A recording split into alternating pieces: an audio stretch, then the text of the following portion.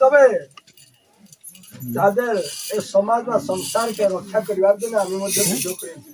তাহলে তার যুদ্ধে আমি সমকক্ষ হতে পারি ছত্র ভাঙ্গি দিয়ে আজ তোমার কাছে চলে আসি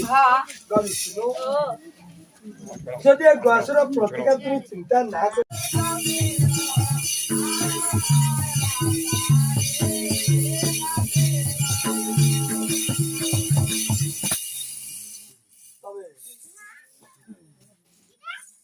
আজ কৈলাসবাসী শিব নিজকে নিজে শাসিত তবে কেন শাসিত না ভস্ম বললে খায় আজ বিগত খাকে সর্বাঙ্গ শরীর মধ্যে মারি দিই তারপরে করেছে আজ ললাট মধ্যে আঘাতন কাটি দিই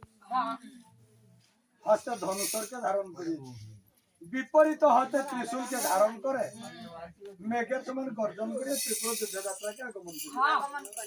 তবে শিবর ত্রিপুর দুজন যুদ্ধ করে উপস্থিত হয়ে গেছে তবে করেছে কি ওরে শিব আর ত্রিপুরয় ভয় করে সমর রাম নাম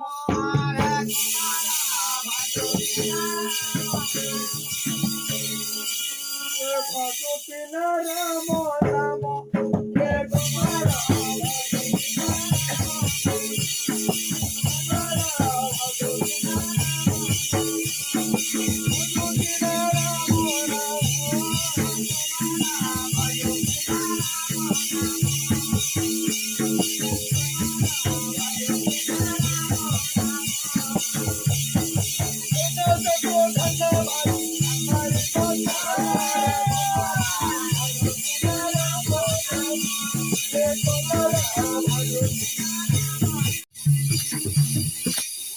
তবে লক্ষণ বলছে গো দাদা